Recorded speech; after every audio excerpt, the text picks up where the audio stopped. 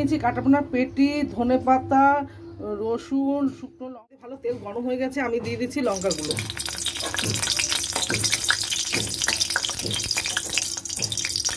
ভাজা হয়ে গেছে, আমি এবার তুলে নিয়েছি লঙ্কাটা। লঙ্কাগুলো ভাজা হয়ে গেলে এবার দিয়ে দেবো রসুনগুলো।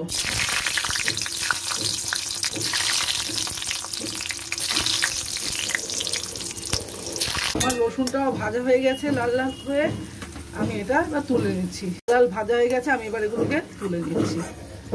আমি পেঁয়াজগুলো দিয়ে দিচ্ছি।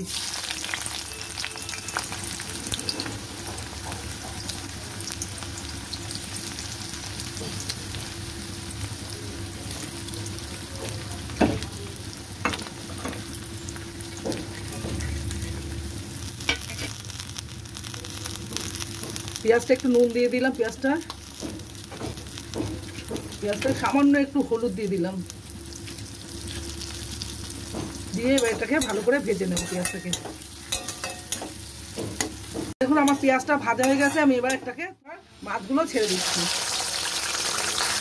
মাছগুলো ভেজে নেব।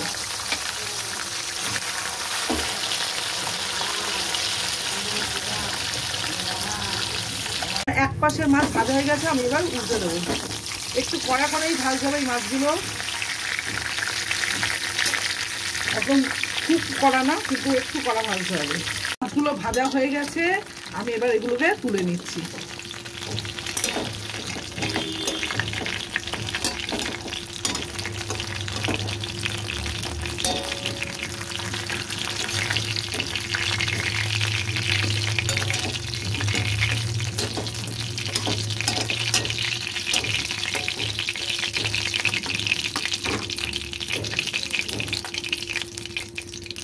মাছেরগুলোর কাটা ছাড়িয়ে নেব, সব কটা মাছের কাটা ছাড়িয়ে নেব।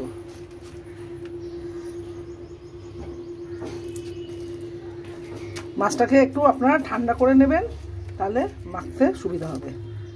আমি দুটো লঙ্কা নিয়ে নিয়েছি, স্বাদ মতো নুন দিয়ে দেবেন, আর একটু কাঁচা সর্ষের তেল দিয়ে দেবো। এবার এটাকে আমি সবগুলোর সাথে মেখে নেব। মাছটা আমি কাঁটা ছাড়িয়ে নিয়েছি, এবার সবগুলো মেখে নেব। রসুন, পেঁয়াজ ভাজা, ধনেপাতা,